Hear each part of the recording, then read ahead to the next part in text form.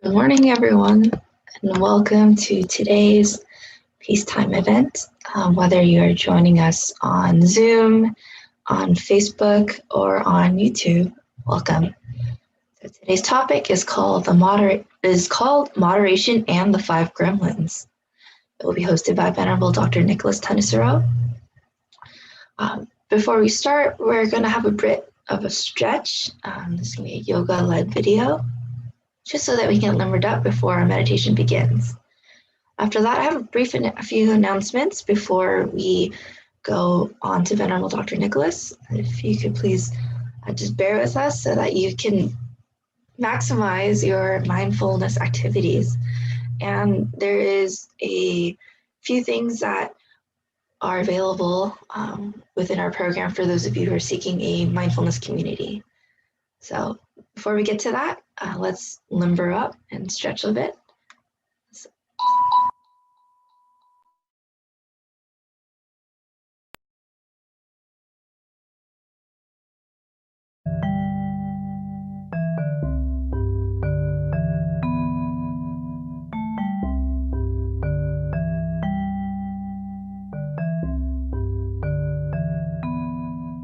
The next few poses will be done in a standing position. Please move slowly and at your own pace. Keep the sturdy chair nearby for balance if needed. If you find that I'm talking faster than you are moving, please take your time and do fewer repetitions. Take a nice deep inhale and exhale. Place the feet about hips-width apart and grounded on the floor. Lift the toes and spread them nice and wide and feel the navel pull gently in towards the spine.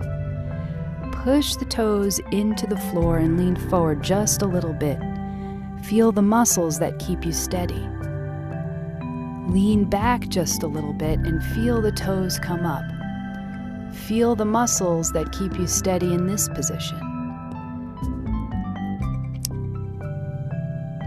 Now push all four corners of the feet into the floor. Notice the steadiness of mountain pose. Notice how the steadiness of mountain pose feels.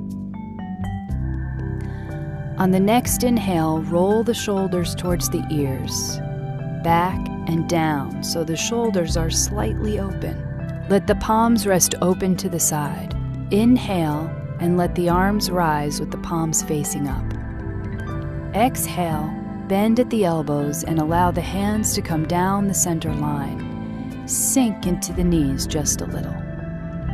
Repeat this again.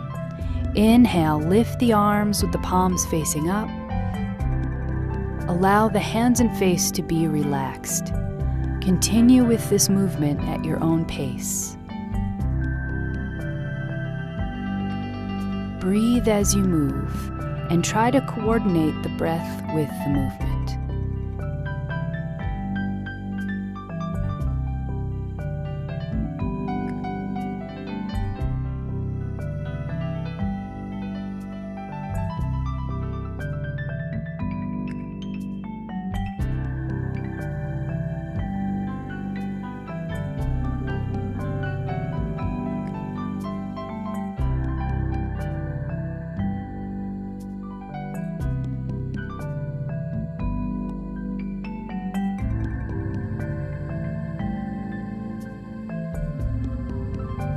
On the next breath, lift the arms back over the head.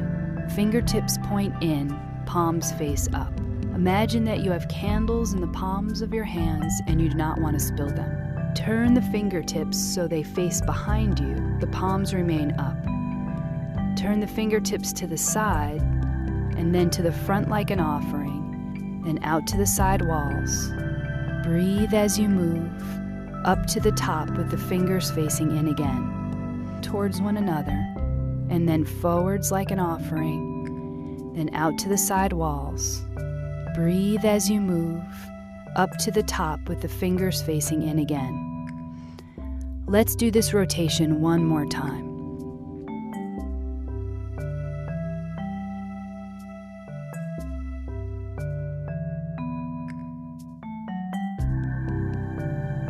After the second rotation, allow the hands to cascade down by the side and let them rest. Pause for one slow inhale and exhale. One more breath. Inhale, exhale. This next exercise is excellent for strengthening the spine and gently stretching the muscles of the back, front, and sides. Attempt to make the movement easeful and gentle. We will do these movements with various arm positions. The first arm position is the easiest. Please be sure to stay with the one that feels best for your body. We will demonstrate them all. Take the right hand to the waist and then the left. Roll the shoulders open. And on the exhale, lean to the right. Inhale to the center. On the exhale, lean to the left. Inhale back to the center. Roll the shoulders up, back, and down. And on the next inhale, gently pull the navel towards the spine. Pull the shoulder blades softly together. Get a small lift in the chin and feel a sense of lengthening through the front of the body. On the next exhale, begin to fold gently forward. It does not have to be all the way. Bend the knees slightly. Inhale and rise back to a standing position. Open the left arm to the side. Keep the elbow bent. Leave the right hand on the waist. Inhale. Exhale, lean slightly to the right, and then return back to the center. Bring the left hand down to the waist. Lift the right arm. Inhale. Exhale and lengthen to the left. Return to the center. Roll the shoulders open. Gently pull the navel in towards the spine. Pull the shoulder blades softly together. Get a small lift in the chin. Exhale and fold forward halfway. Inhale back to standing. Open the left arm again. Inhale, and on the exhale, lean to the right. Inhale and return back to the center. Place the left hand on the waist. Lift the right arm. Inhale. On the exhale, lean to the left. Inhale and return back to the center. Roll the shoulders open. Lengthen through the front of the body. Slightly pull the shoulder blades together. Get a small lift in the chin. Exhale and fold forward. Knees slightly bent. Inhale and return to standing in mountain pose. Pause for a moment. Inhale and exhale. For this warrior sequence, attempt to keep the movements gentle and relaxed. If you notice that you are struggling, move the feet closer together. Lower the arms or make the movements smaller.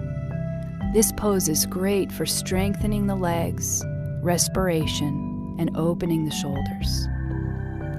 Step the left foot forward just a few feet.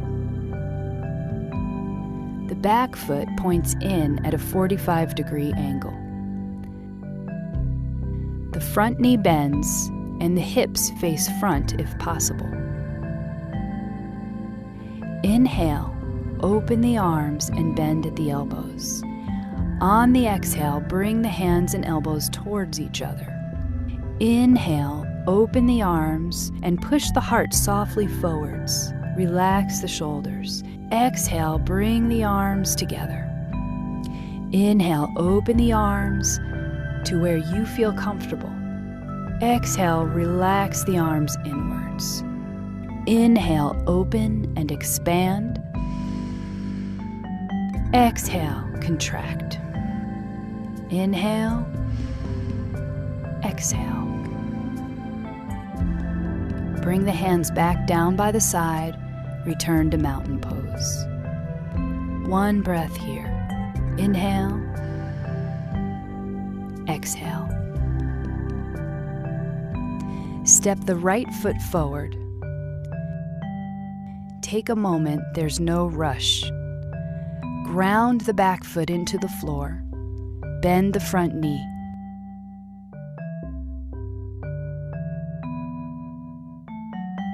When you are ready, open the arms. Inhale. Exhale, bring the hands and elbows towards one another. Inhale, open the arms. This is a relaxed opening in the chest. Exhale, bring the hands and arms towards one another. Inhale, repeat again, creating spaciousness with a full inhale. Exhale, contract and relax the arms slightly. 2 more times at your own pace. Inhale, open. Exhale, close. Let the hands rest down by the side and return back to mountain pose. Pause here for a few breaths.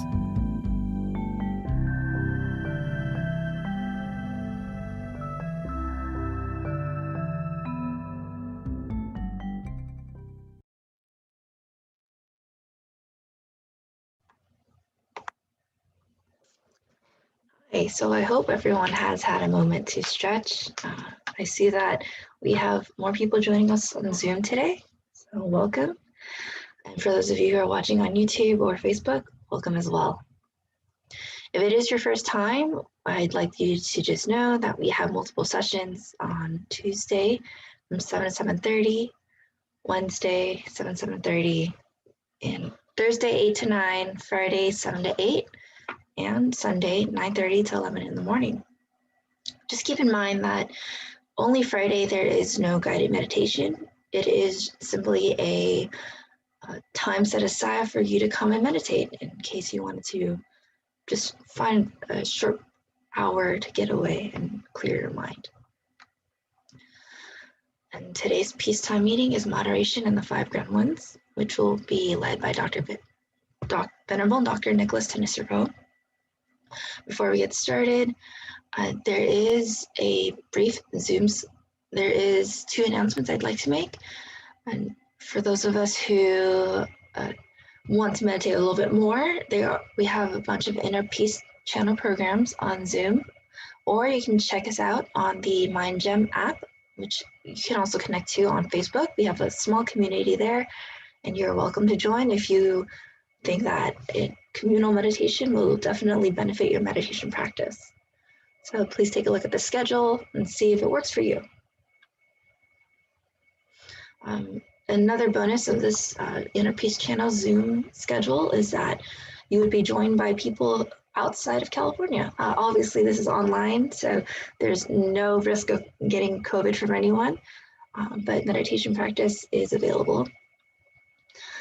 And just for anyone who doesn't know, Venerable Dr. Nicholas really likes it when you ask questions. So if you have any questions at any time during his lecture, you can go ahead and write it down and send him an email. His email will be available to you on the screen sometime during his lecture.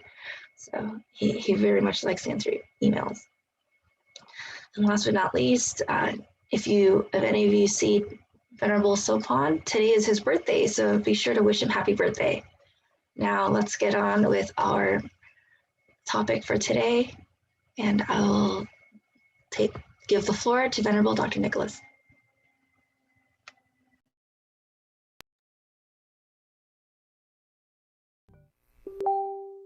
Welcome back to the 7th online episode of Live Peacetime, hosted on alternating Sunday mornings by PeacePoint, with myself, Phra Nicholas Thanissaro, live streaming from Dhammakaya International Meditation Center in Azusa, California. Today's session will be about an hour and a quarter long and will consist of a 25-minute talk, 20 minutes of meditation, 25 minutes conclusion, answers to viewer questions submitted in advance, and news updates. The topic for the Dhamma talk today will be moderation and the 5 gremlins, which, although it may sound like Snow White and the 7 dwarfs, is actually a look at the special nature of obstacles that seem to appear whenever we attempt spiritual transformation, while examining how to leverage the way we use and consume things to help us on our spiritual journey. Again, this session I would like to encourage you to send in any questions you have by posting them on the Peace Point Meditation YouTube page or Peace Point Meditation Facebook page, or by sending them to me personally so I can have a shot at answering them next time round. So let's start by looking at the subject of gremlins.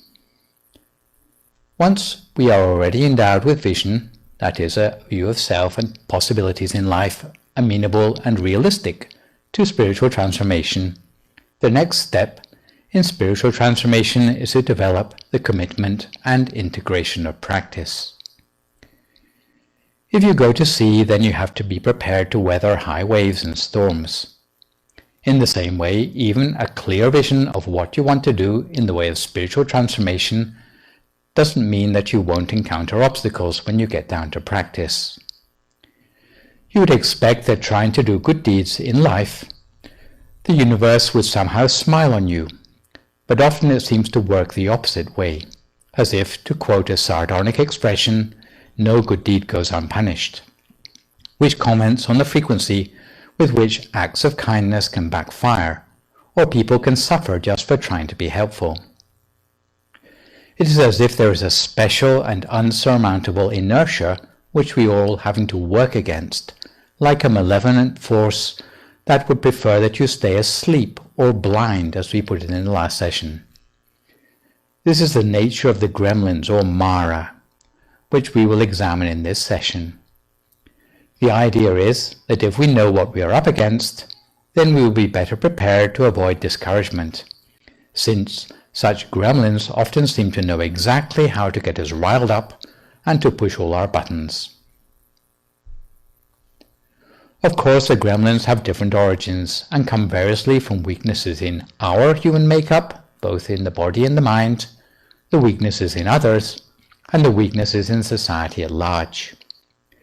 We have to protect ourselves against foundering in our career of spiritual transformation, and also from the way gremlins twist our understanding of goodness to get us to go over to the figurative dark side. So if there are any Star Wars fans listening in today, please be informed that these movies have a much deeper spiritual meaning beneath the surface. Gremlins manifest in 5 different types of obstacles: weaknesses of mind, weaknesses of body, problems with our reputation or personal past, problems with those around us, and fear of death or lack of commitment. These are the 5 sorts of shadows that seem to upset the good things that we do in our lives. Like the little gremlin that sits on one shoulder when a little angel sits on the other shoulder, both trying to put thoughts into our head when we are making a decision. Sometimes we meet them on the battleground of the mind, sometimes in the battleground of life. So let's look at each of the categories of gremlins in turn, and I will say in advance that the PowerPoint pictures are just a bit of fun, with the real appearance of the so-called gremlins being a lot more terrifying. The first category of gremlins is the weaknesses that we have in our mind, otherwise known technically as kilesa mara. They are the defilements or unwholesome habits. Just as our body is weakened by illness, in the same way the mind is weakened by impurities, whereas we see them manifested, bad habits. In the same way, as for bacteria or viruses, there are many different sorts of impurities in the mind. They may be disturbing images which pass through our mind to undermine our meditation. They can be the anxiety that prevents us from focusing on good deeds for long enough to achieve anything. These illnesses of mind can be broken down into 3 main categories, which you're probably familiar with: greed, hatred, and delusion. But sometimes fear is thrown in there too for the sake of completeness. These things are hidden away in our minds right from the time we are born. Some babies are peaceful.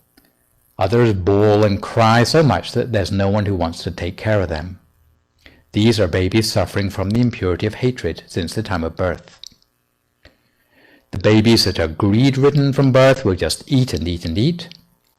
Babies overcome with ignorance will just sleep the whole time, as if they have no awareness of what is going on around them, or else they're always being taken advantage of.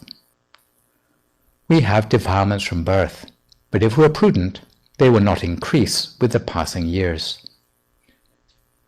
The main way of overcoming these weaknesses of mind is to resist giving in to temptations, through the application of extreme levels of patience in avoiding decision-making biased by greed, hatred, delusion, or fear.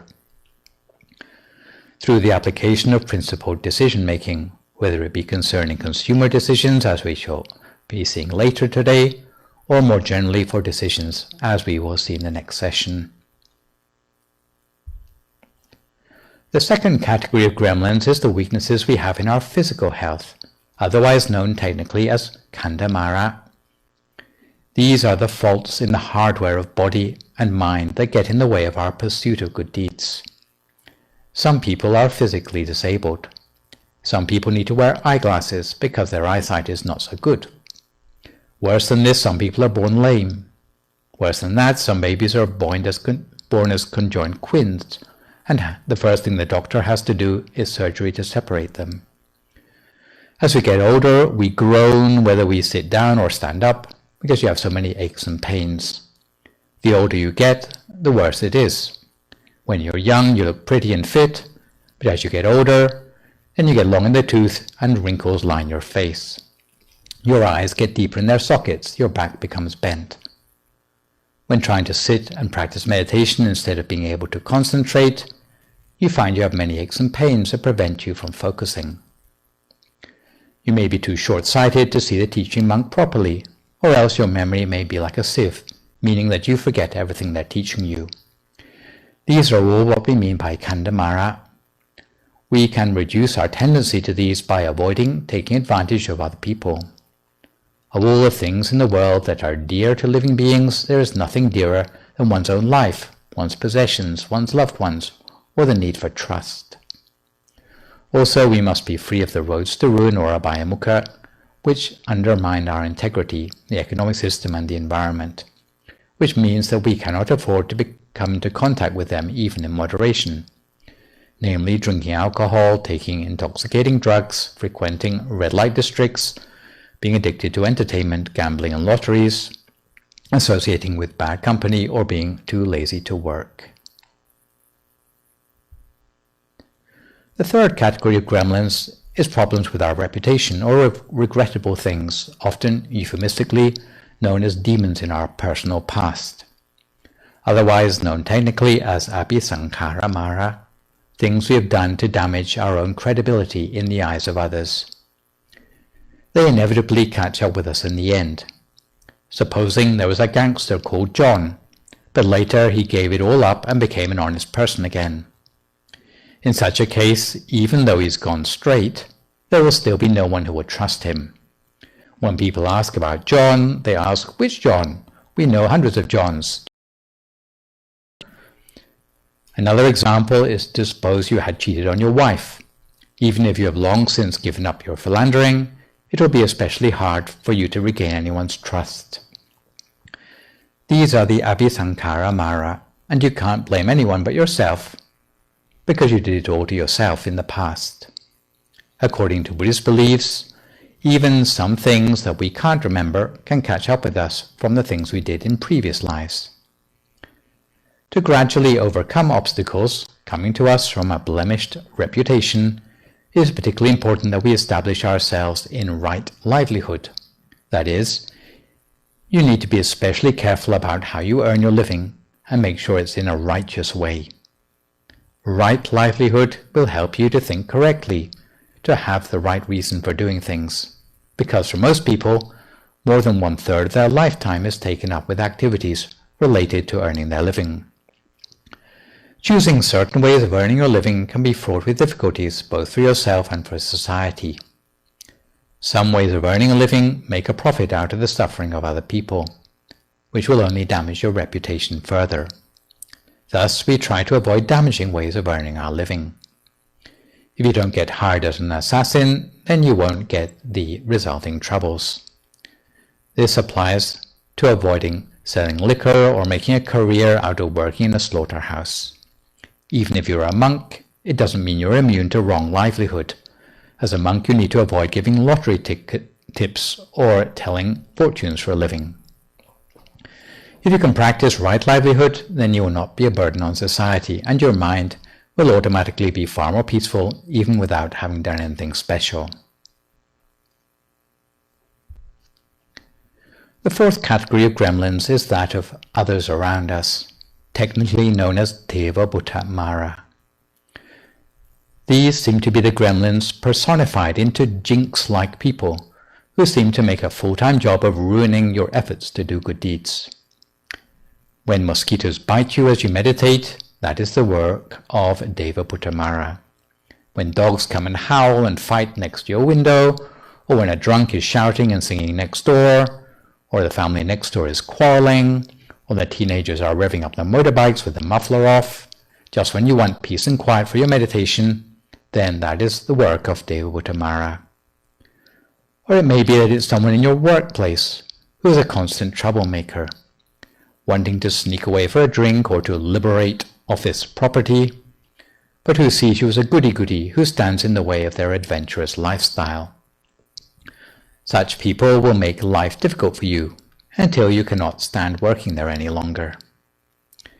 Sometimes they may be acquaintances from your past, from a time when you weren't so morally principled, who want to talk to you about the old days and drag you back into your old ways. Sometimes they are people who are jealous of the good things that you are doing. Sometimes they can be obstacles to us even though they are helping us, like a Boy Scout helping an old lady across the street when she doesn't want to go. Even we can sometimes be a Deva Bhuta Mara to ourselves when we make a fool of ourselves. These sort of gremlins are the sort we know about from the life of the Buddha, that turned up in hordes and armies to try to dissuade him from attempting to reach enlightenment. It is said that if you meditate to the point where you attain the body of enlightenment, only then will you be able to see them for yourself. Anyway, to overcome the personified gremlins in your life, you need to develop social skills and integration, and the ability to be a good friend to others. You need to be endowed with techniques to instill purity, brightness, and peace in other people. Therefore, a virtuous person, apart from being a person who conforms to the standards already mentioned, is a person who clearly understands their duties and rights in relation to society, and is someone who both practices and teaches others thoroughly, thereby contributing to the development of society, since after all society is always ripe for development. The fifth category of gremlins is the fear of death or death itself, or just a lack of commitment, otherwise known technically as Majjhumara. Death inevitably comes as a final obstacle to our performance of good deeds. It is waiting at every moment to carry us away, like the grim reaper stalking us from the day we were born. Most people see death as something that happens to them at the end of the life, not as something which has been creeping up on them since the day they were born. The signs of approaching death express themselves in two forms of aging: manifest aging and concealed aging. Manifest aging is clearly seen in the white hair, the missing teeth, the wrinkled skin, the dim eyes, the deaf ears, the shaking hands, and the difficulty in walking, standing up and sitting down. When you see a person with any of these characteristics, you know they are old and fast approaching death. Even though the indications of death are so clear, some people refuse to accept them. They dye their hair to hide the greyness. They get a hairpiece to hide the baldness. They wear makeup more thickly to hide the wrinkles. By the time they wake up to the brevity of life, they are already being carried feet first into a funeral parlor. In fact, all the signs of aging, like grey hair, can be used to our advantage, because it gives us advance warning to do all good deeds we can and give up on the bad habits as soon as we can before it's too late. Concealed aging, by contrast, is not so easily detected. Every second that passes after we're born, we get older and older. Every day that passes us by brings us one step closer to the funeral pyre. But we erroneously believe that it's maturity rather than deterioration. Thus, when a person's birthday comes around, instead of thinking soberly that they are 1 year closer to death and that they must do more good deeds, they throw a party and get drunk with their friends. No one amongst you has any idea who will be the first to go. Sometimes you see someone in the morning, by noon they have died. Sometimes you're only talking about them at noon, and by the afternoon they're gone. Sometimes you might even be eating a meal together, and your friend may choke on a fishbone and die. Usually we assume that the old people will die before the young, but sometimes people die young as well. Who would think that the parents would be the ones to organize a funeral for their children? Who would think that the grandparents would have to bury their own grandchildren? We are always on the brink of death at every moment. Majjhimara refers not only to death, but also to our fear of death. Sometimes when it's hot weather, you hear people say, "I'm not going out today, I'll boil to death." When it's cold, they say, "I'm not going out today, I'll freeze to death." And when they can't tolerate someone, they say, "I'm tired of so-and-so. I'm tired to death of so-and-so." Eventually, they are so averse to everything except eating and sleeping that they die of inactivity. Ways to overcome Majjhimara, or at least the fear of death, are to be more earnest in everything you do, and of course to practice a lot of meditation. Because in many ways, sitting very still with your eyes closed and when your breath becomes shallow is very much like rehearsal for dying. When we point the finger at others, we find that there is 4 fingers pointing back at ourselves.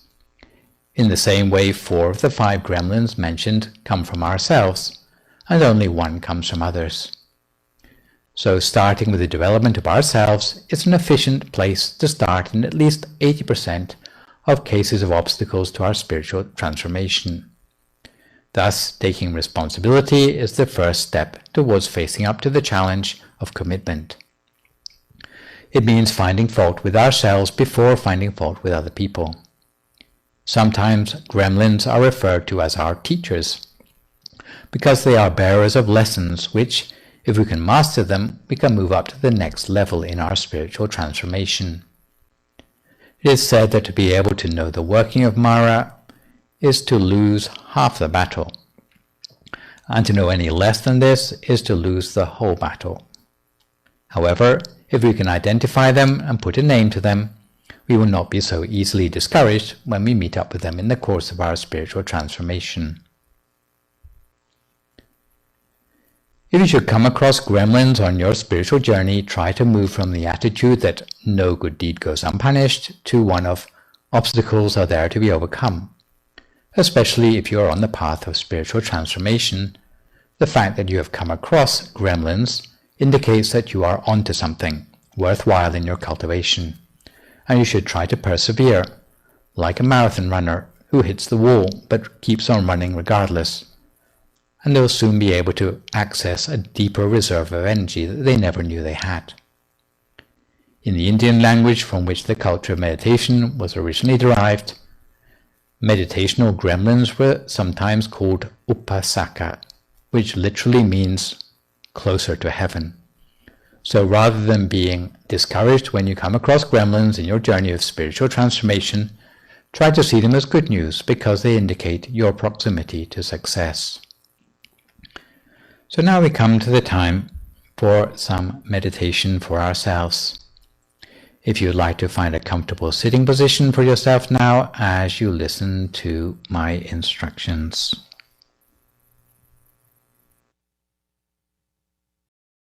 We are going to sit now for meditation. If you'd like to find a comfortable position for yourself in meditation. Having done the chanting in homage to the Triple Gem, from this moment forth, all of us should do our best to realign our minds with the pathway to Nirvana. Sit in a cross-legged position with your right leg on your left leg, your right hand on your left hand. the index finger of your right hand touching against the thumb of your left hand, with your hands palm upwards on your lap. And close your eyes very gently. Close your eyes as if you were only half closing them, almost as if you were closing your eyes in order to go to sleep. Never squeeze your eyes closed, and make sure there's no pressure around your eyes. Fill your mind with happiness and joy, and suppose that inside your body is empty of all organs and tissues, just an empty space inside yourself. Imagine that inside your body is just a hollow cavity, without any organs or tissues, without any muscles or bones, similar to a hollow pipe inside yourself, a pipe made of glass, a pipe made of crystal. So imagine that inside yourself is just a hollow empty space, like a crystal tube or a diamond tube, clear and bright, transparent inside yourself. We have to anchor the mind that normally wanders around at the center of the body. There is nothing else we need to do. You can anchor your mind at the center of the body by visualizing a mental object there, or you can just rest your mind at the center of the body without visualizing anything, cultivating mindfulness and self-possession at the center of the body by balancing our sense of relaxedness and alertness at the center of the body the whole of the time. And our job as meditators is simply to observe continuously, to observe without any thoughts in the mind. This is our job as a meditator, without having any questions in our mind. And what will happen once we are able to see a sphere at the center is that within the sphere we will see further spheres, and within the spheres we will start to be able to see bodies within the body, feelings within the feelings, minds within the mind, and mental phenomena inside the mental phenomena, according to all the foundations of mindfulness laid down for us in the Mahasatipatthana Sutta. So we observe continuously. What we find is that the different levels of the Dhamma are nested as spheres within, one inside the other. Each of the spheres of the Dhamma has its own name. The first one is called the Dhammanupassana Satipatthana sphere. After this, we find the sphere of self-discipline or sila, the sphere of concentration or samadhi, the sphere of wisdom or panya, the sphere of liberation or vimutti, and the sphere of seeing and knowing of liberation or vimuttiyanatasana, a set comprising a total of 6 spheres. And these 6 spheres are what link between one inner body and the next. Including our physical body, there are a total of 18 inner bodies. Each of the inner bodies is connected to the next by a set of these 6 spheres. Inside the human body, there is the astral body or subtle human body. Inside the astral body is the coarse angelic body. Inside the coarse angelic body is the subtle angelic body. Inside the subtle angelic body is the coarse form Brahma body. Inside the coarse form Brahma body is the subtle form Brahma body. Inside the subtle form Brahma body is the coarse formless Brahma body. Inside the coarse formless Brahma body is the subtle formless Brahma body. Inside the subtle formless Brahma body is the first of the bodies of enlightenment, known as the coarse Kotrapu Dhammakaya body. Inside the coarse Kotrapu Dhammakaya body is the subtle Kotrapu Dhammakaya body. Inside the subtle Kotrapu Dhammakaya body is the coarse Streamentra Dhammakaya body. Inside the coarse Streamentra Dhammakaya body is the subtle Streamentra Dhammakaya body. Inside the subtle Streamentra Dhammakaya body is the coarse once returner Dhammakaya body. Inside the coarse, once-returner Dhammakaya body is the subtle, once-returner Dhammakaya body.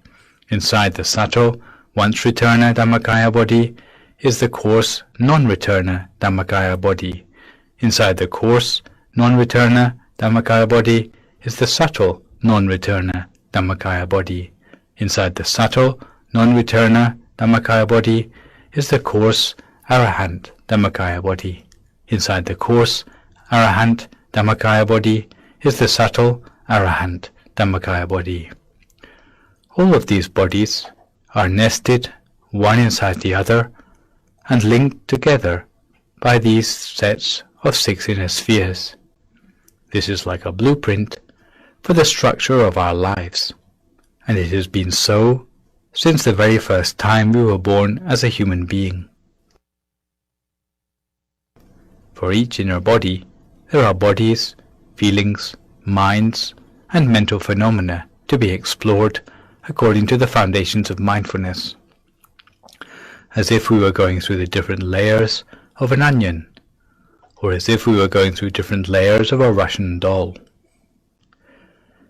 Going through the core of the core, seeing behind the scenes of everything inside ourselves, going straight through the center in sequence, until we can come to the bodies of enlightenment inside ourselves.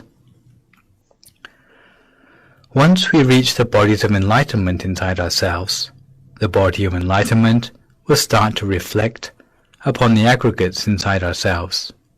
It has to be the body of enlightenment which does this reflection. It will reflect that these aggregates are not of us, they are not our real self, that we have no real self in these 5 aggregates. If it's not the body of enlightenment which considers these, the reflection will not lead to anything significant. But with the eyes of the body of enlightenment, we will be able to see what is really permanent and what is impermanent, what is our true self and what is not our true self.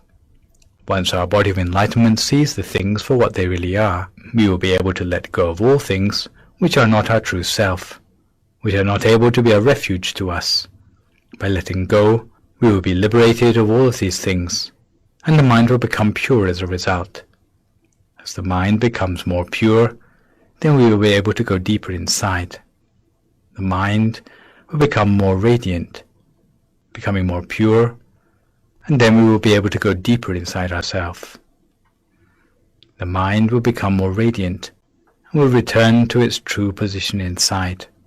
It will allow us to touch on true happiness, which will magnify and multiply as the time goes on, and we will be inspired to look for higher forms of knowledge and happiness as well. And at this point, the mindfulness and wisdom will reach beyond the conventional virtues to become great mindfulness and great wisdom. Once we have broken free of the imprisonment in the 5 aggregates, we will realize that anything that is still within triple world, that is everything which is made up of the 5 aggregates, is restricted to the triple world. They are all things which cannot be one's true self, which are impermanent, which are of a nature of suffering. Once the Dhammakaya sees through these things for what they are, it will let go of all of these things and will allow us to enter upon deep meditation. Once we have broken free of these things, we will not become attached to them ever again, rather like a palm tree which has been struck dead by lightning, or a tree which has had its top bud nipped out, which will no longer grow anymore. It will be completely extinguished. But in fact, for our mind, it has become united with the body of enlightenment inside, just as it has become part of the flavor of that body of enlightenment, inseparable. On this pathway, there are 2 sectors, the mundane path or Lokiya Magga, and the transcendental path or Lokuttara Magga. On the mundane path, we traverse the formless Brahma bodies, the form Brahma bodies, the angelic bodies, and the human body. However, on the transcendental part of the path, we traverse the bodies of enlightenment at the levels of Kotrapu, stream entry, once returner, non-returner, and arahant, All of these are inner bodies inside ourselves. All those on the transcendental path have broken free of the three universal characteristics or samanya lakkhana. We have to make a thorough study of all these inner bodies, but most important of all is that we study about the bodies of enlightenment. They are identified by a lotus bud top knot and are endowed with all 32 signs of the great man, or Mahapurisa Lakkhana. The bodies of enlightenment are crystal clear, more transparent than anything in the world. These are the most important inner bodies of all.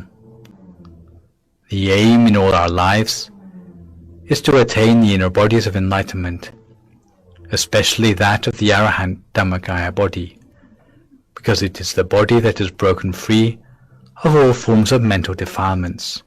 It is the body of enlightenment of one who is fully awakened and joyous. It is the Buddha body, the body that allowed the Lord Buddha to become enlightened. The body exists inside the body of every human being in the world. It doesn't matter what sort of person we might be, but we all have the body of enlightenment inside. Although people from one country to the next might look different on the outside, distinguished by their own creed or race, but on the inside, once they reach the body of enlightenment, they all look the same. It is the highest attainment for all of us. It is an inner body that is no longer affected by the law of karma. Thus we should study as well as we can about this body of enlightenment, because it can be our true refuge. It is a holy body inside us, and it is something that can sanctify us as well. As Buddhists, we have to find out what is the heart of our religion, so that we can pass on a true explanation of Buddhism to other interested parties who seek our advice. Our aim in life is to attain nirvana and accumulate the maximum of merits and perfections for ourselves. Just as a fire will burn out as soon as it has no more fuel to feed the flames, once someone is enlightened, once they have no more defilements, there is nothing to lead them back into the cycle of rebirth anymore.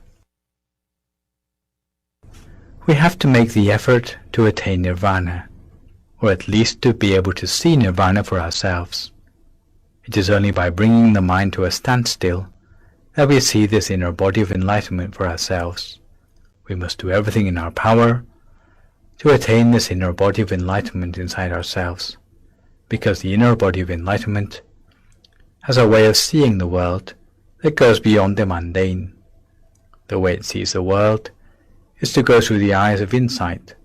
It penetrates into the reality of all things.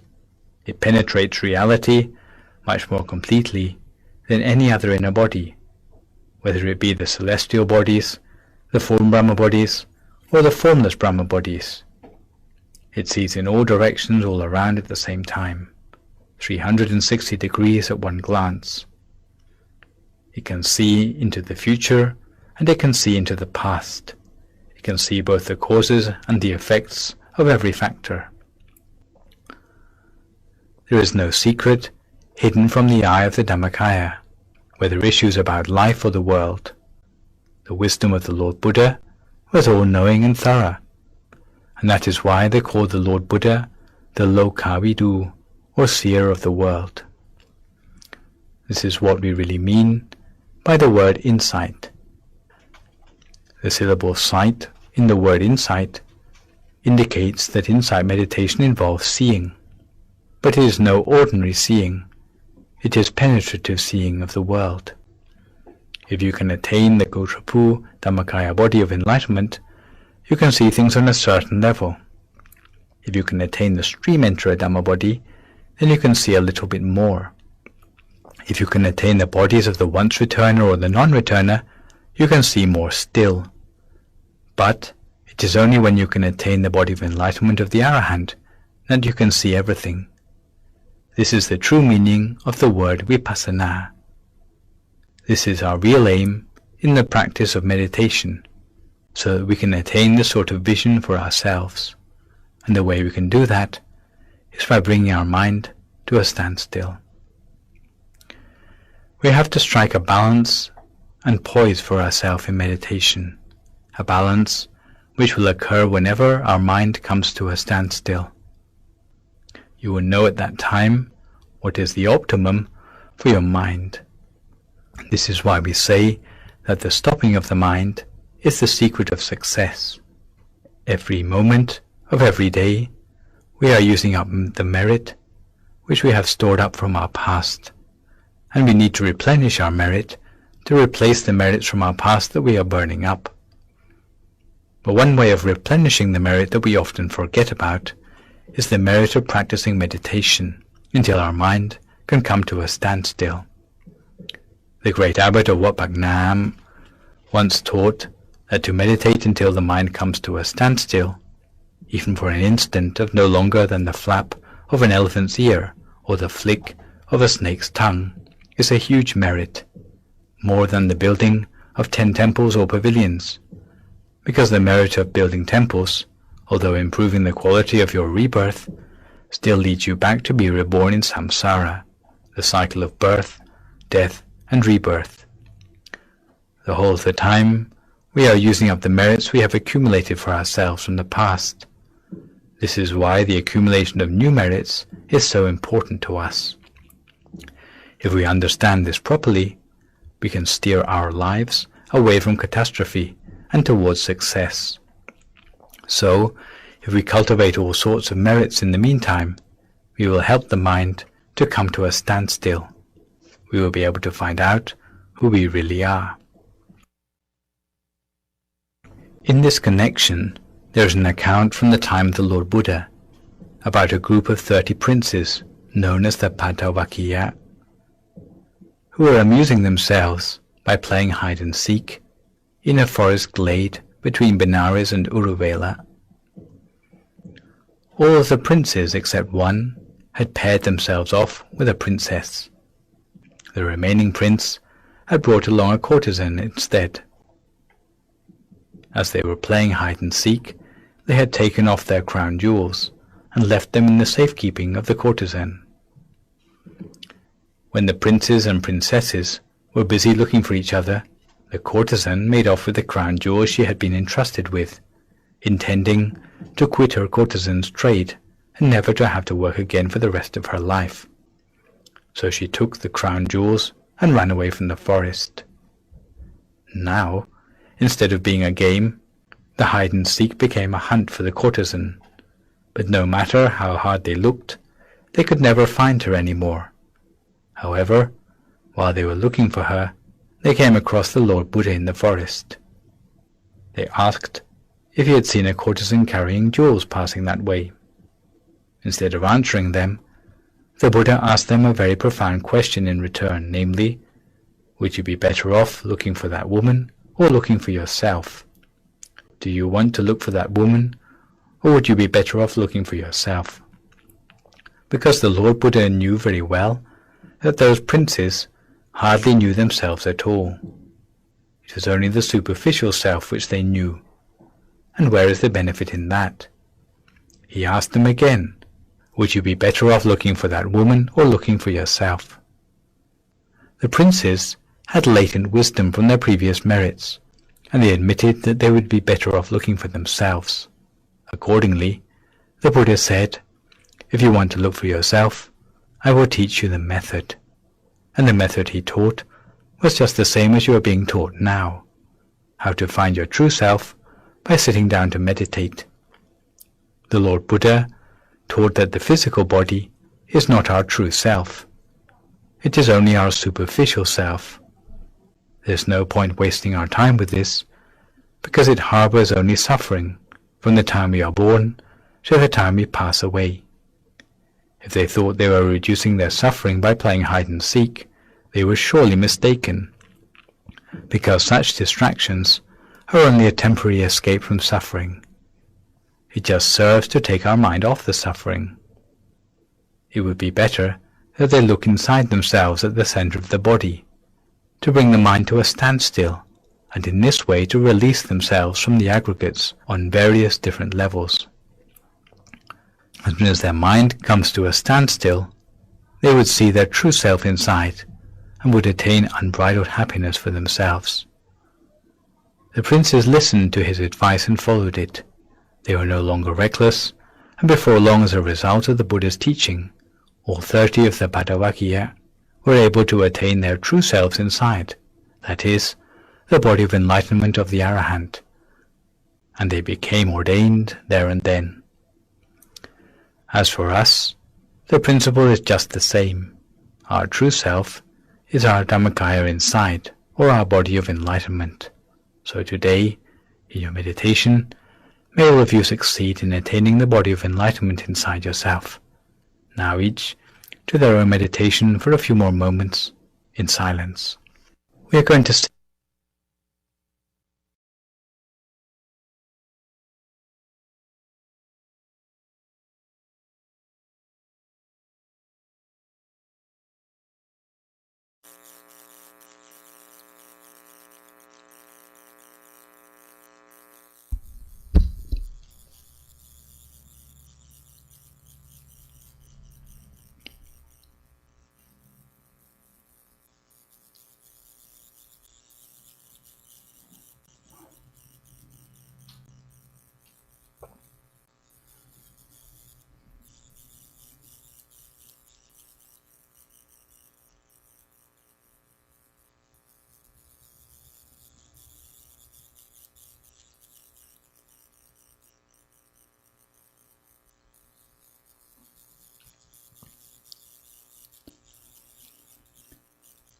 Sabba Buddhanupavena, Sabba Dhammanupavena, Sabba Sankhanupavena Sattha Soti Bhavantu Te.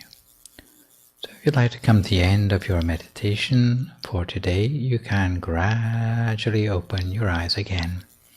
If you feel at all uncomfortable, then slowly try changing to a more comfortable position before gradually finishing your practice. So let's continue by looking at how to harness consumer choices to facilitate our spiritual transformation, to know the appropriate amount of contact to have with things we consume or use.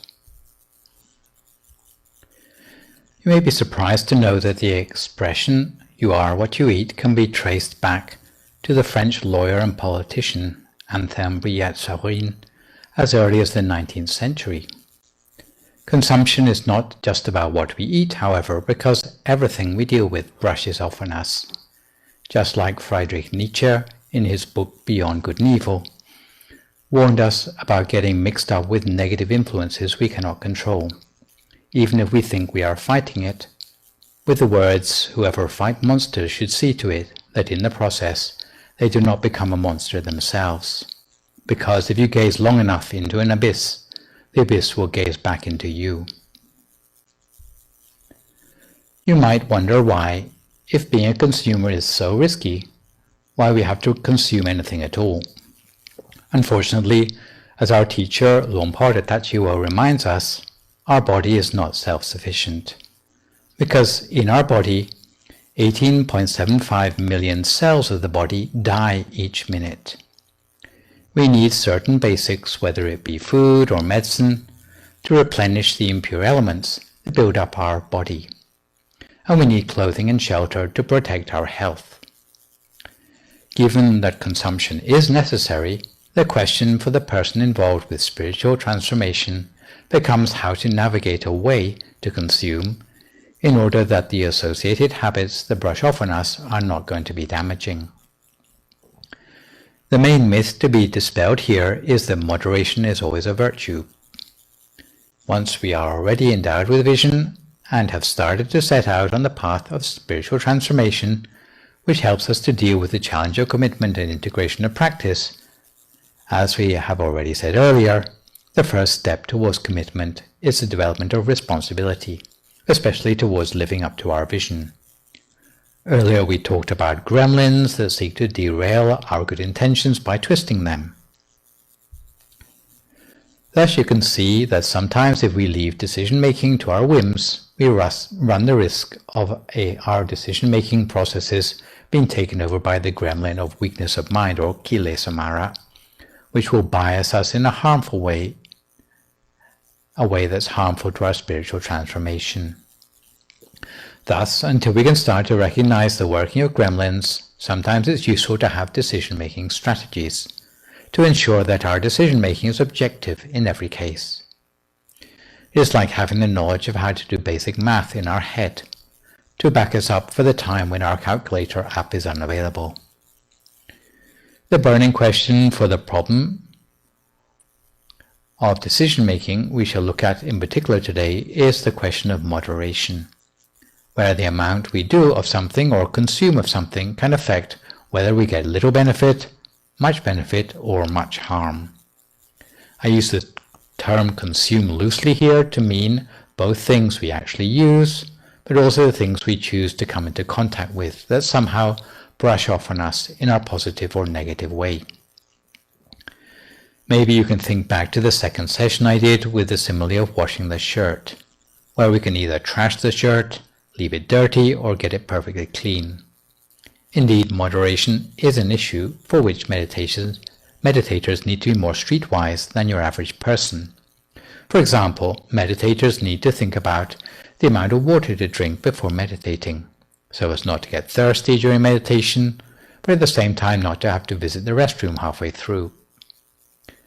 The nature of many of these decisions is not a question of good or evil, so you wouldn't think of it as a moral issue, but it's important because of the benefit or harm implied for progress in one's meditation or spiritual transformation.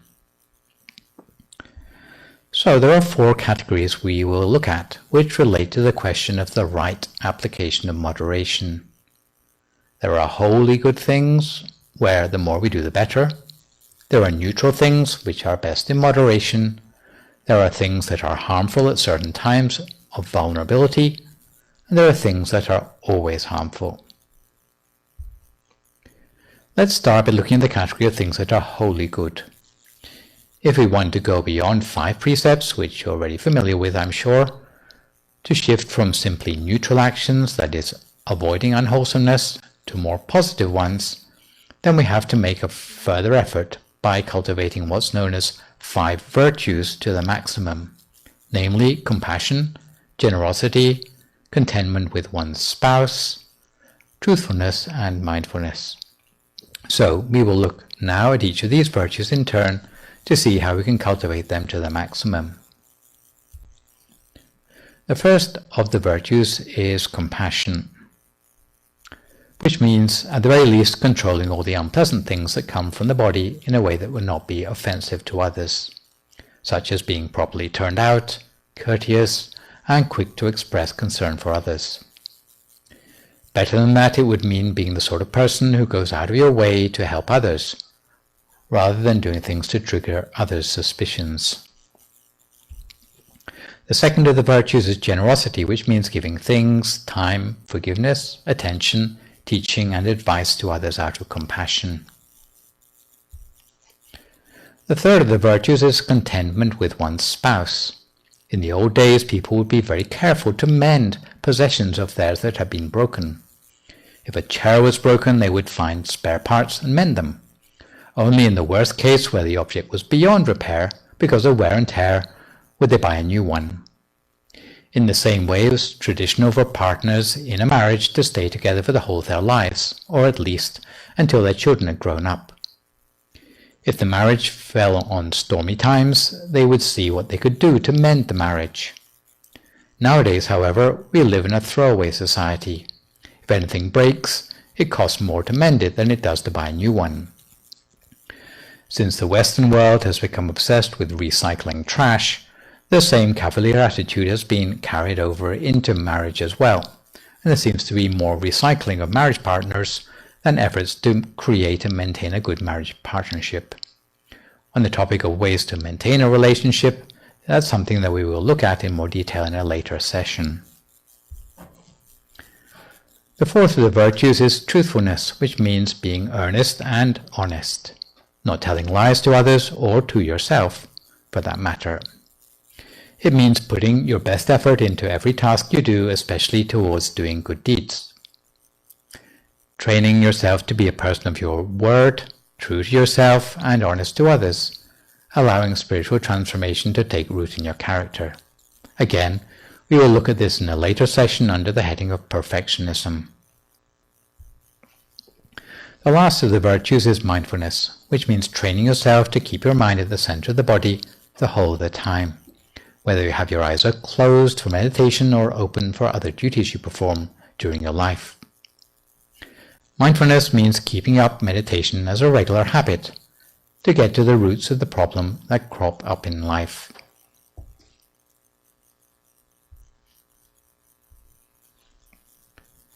For good things, the more we do, the better.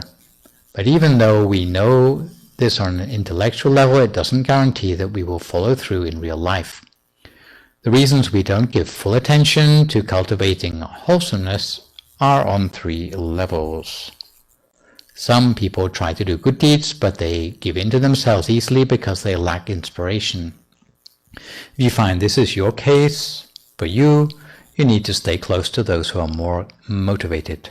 We need people in our lives who are the equivalent of a stake guarding a sapling against wind damage. Also helpful for bolstering motivation is choosing a sort of work where you can avoid having to put yourself in negative situations every day of the year. If you find that the obstacle to doing the maximum of good deeds is your surroundings rather than your level of inspiration, don't give up, but do as much as you are able to do. For example, like a person who is stuck in a slaughterhouse job, but who tries to keep the precepts on their days off, or whenever they have the opportunity. When it comes to the right time, then the opportunity to break free of those limiting circumstances will present itself. If you have obstacles neither from your level of inspiration or from your surroundings, you should try to accumulate good deeds for as long as you can in your life, regularly, often, and continuously. So in conclusion, if you never do wholly good things, they will bring you no benefit. If you do a small amount of wholly good things, then they will bring you only small amounts of benefit. If you do wholly good things in moderation, they will bring a moderate amount of benefit. But if you do the maximum amount of good deeds, then they will bring the maximum amount of benefit. So, having looked at good things, where the more we do the better, we turn to look at neutral things, which are more beneficial when done in moderation. There are many sorts of tasks in the world where we don't know the tipping point of moderation. And if we don't know where that tipping point lies, then we can ruin the whole result. For each person, the right amount has no objective tools to measure it, like scales or a ruler. The only way we can measure the correct point is to measure it with a mind that is refined, thorough and wise. So to calibrate your sense of moderation, you need to start with the easy things in life, such as the things that are your basic needs: clothing, food, shelter, and medicine. So let's look at some simple examples. If you're making food for dinner guests, you need to know how much food to prepare. Too much and it will be left over and wasted. Too little and it will look like you are not truly hospitable. Similarly, when eating, you shouldn't eat until you are completely full, but you should try to avoid ending up feeling bloated and sleepy by only continuing to eat until you realize that you are 4 or 5 mouthfuls away from a full stomach. Then stop eating and drink half a glass of water. How many sets of clothes to have to be sufficient to your needs without being excessive? You can tell the proper amount by choosing clothes which you can wear to a variety of occasions. For example, multitasking the clothes you might use for weddings, funerals, or maybe a job interview. What size of accommodation is moderate? Well, this would mean accommodation that's adequate for your needs without being excessive. If your house is too large, your mortgage will be so expensive that your grandchildren might still be paying it back after you're dead and gone. Too small a house, and you will have nowhere to put up any guests who visit you. As for using medicine to keep yourself healthy, you need to find a point of moderation in the same way. Some people will refuse ever to go to the doctor until when they finally do go to the doctor, their illness is already so serious that the doctor could do nothing to help them anymore. On the other hand, there are some hypochondriacs who go to the doctor even with minor complaints, and not just the local doctor either. They have to go and see a specialist outside the country. So if you can manage to get it right for the 4 basic needs in life, then you will need to build up the expertise by which you can apply moderation to more challenging things in your life, like money or finding the center of your body. So in conclusion, if you never do neutral things, they will bring you little benefit. If you do a small amount of neutral things, they will bring you little benefit. If you do neutral things in moderation, they will bring you the maximum of benefit. But if you overdo neutral deeds, then they will bring you diminishing returns. The third category I'd like to describe, where again moderation would be inappropriate, are cases where you come in contact with things that become harmful at certain times when you are particularly vulnerable. To give an everyday example of this, normally you would be able to handle toilet bowl bleach cleaner without wearing rubber gloves. However, if you have a cut on your hand or even an infection around your fingernails, you'd be especially vulnerable and have to wear gloves when cleaning with that product to avoid poisoning yourself. In the same way, for spiritual transformation, we usually know our limits of tolerance. For example, when you're healthy, you can usually take angry people in your stride without letting their negativity get to you. However, if one day you are physically out of sorts or jet-lagged, you might not be up to dealing with angry people, because on that day you might be feeling weak and particularly vulnerable, and angry people would be the straw that breaks the camel's back, to push you over the edge into a day when you don't have the strength to fight off that negativity, not until you're back on your feet again anyway. This category of consumer choices needs us to know our limits on any particular day for our vulnerable side, so that we can proceed with particular caution. So for this category of harmless up to limits, if you never expose yourself to these things, they will bring you no harm. If you are only rarely exposed to these things, they will also bring you no harm. If you have moderate exposure to these things, they will bring you no harm up to the limit, but if you exceed the limits, then they will bring untold harm. Finally, we come to the category of things which are so negative that we are potentially vulnerable to them the whole of the time. They are bad enough for us to need to avoid them in all cases. Sometimes they can seem small or insignificant, but despite this, we still need to lend them special importance because of their potential to derail our efforts to transform spiritually. Just as psychologists give special importance to seemingly insignificant memories, historians give special importance to seemingly trivial historical events, or detectives give special importance to seemingly inconsequential clues, the meditator needs to give special importance to certain categories of influences, especially those that are the start of a slippery slope towards deterioration in our lives. This is why in the culture of spiritual transformation, we are encouraged to see the danger in small things. Not all small things, but those with the potential for much wider destruction. It is in the case of such things that we have to throw aside our usual ideas of moderation. For example, some people tend to say it's all right to drink liquor and take drugs as long as you don't get in a fight. However, as a meditator or someone involved in spiritual transformation, it becomes obvious that the main damage inflicted by intoxicants is on the person who consumes them and not on any fight victims. The argument would be the same if you were trying to train your kids to see the danger of playing with live electrical cables or running across a busy freeway, where you might normally be quite lenient in your punishment of your kids' rebelliousness. These are situations where you would definitely need to punish more harshly than usual to get your kids to remember that these are not things they can afford to experiment with.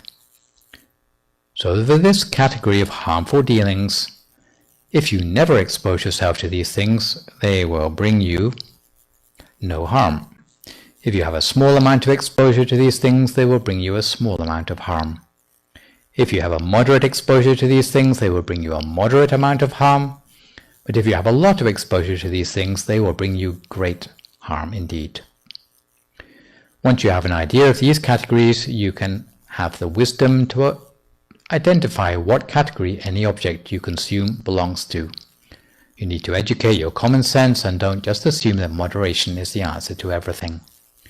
If you can get it right, your consumer decisions will facilitate your spiritual transformation. So now we come to the part of the live stream where we try to answer some of the questions sent in by viewers. My question this session comes from Cleopatra of Arcadia in California. Here comes the question. What is the difference between meditation and prayer? I come from an upbringing in an Abrahamic religion where the words of the prayers are not translated, so I don't fully comprehend them. The translations I have seen are not detailed enough for me to resonate with. At the same time, I feel that in the times our world is currently experiencing, prayer could be an added bonus to the soul. In conclusion, I would like to know if there is an appropriate way for a non-religious or spiritual individual to pray. Well, thank you, Cleopatra, for another stimulating question, and here is my attempt to cover all the bases on your question. To answer this question properly, I need to tie down some definitions first. Some places talk about 7 entirely different sorts of prayer. Some talk about only 5. From the lists I've seen, maybe due to my unfamiliarity, when looking at their purposes, some of the categories seem to repeat themselves. But I would accept that there seem to be at least 3 categories of prayer that I can distinguish. The first category is prayer to do with blessing, adoration, worship, or praise. These include liturgies about how great God is and are ways to express our humility. The second category is prayer to do with petitioning for divine help with our own spiritual or worldly needs, or forgiveness of past misdemeanors, or asking for divine intercession on behalf of other people to help them with their spiritual or worldly needs. The third category is prayer to do with thanksgiving, which could include grace before meals or counting our blessings under the general heading of gratitude. As for meditation, this also seems to exist in Abrahamic religions as well as in Eastern traditions, but there seems to be wordless meditations known in Latin as contemplatio or contemplative techniques, and meditation on words or passages known in Latin as meditatio or meditation proper. In Eastern tradition, mostly the meditations are wordless contemplations, but there are exceptions to this, such as the repetition of a mantra or chanting of scriptural passages, which are sometimes referred to as sound meditations.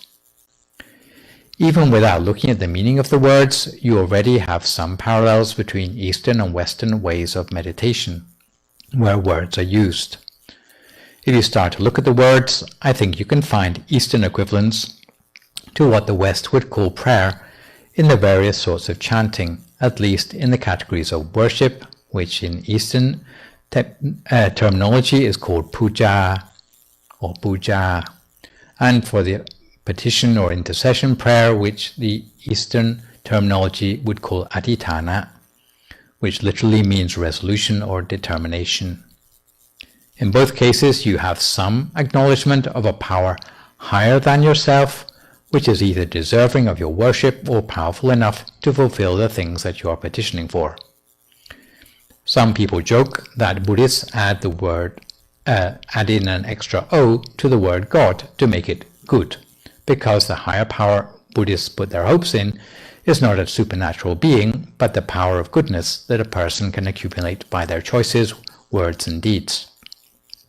Therefore, when Buddhists worship the Buddha, the chanting is mostly a recollection of the many facets of goodness exemplified by the Buddha, and by repeating those words, a person becomes humbled and inspired to cultivate themselves towards the same pinnacle of goodness.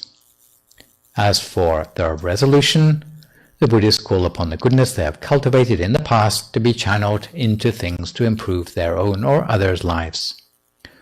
I'm not sure that gratitude prayers are relevant to Buddhism, because Buddhists are trained to return the favor to the person who helps them, not to pray to some deity for the intervention. Thus, in the situation that was the origin of the Thanksgiving festival, Buddhists would have gratitude to the Native Americans rather than to an unseen deity for the gift of the turkey. As you are a meditator asking about compatible ways to think of prayer in your tradition, I would encourage you to take a page out of the book of modern theology that thinks in a more abstract way about the nature of God, that is, the object of the prayer. For example, some Christians I know talk of their experience of God being something that surrounds them with a sense of love during their moments of quiet. Others, such as the 19th century poet John Rollin Ridge, talked about God as being the still small voice from within.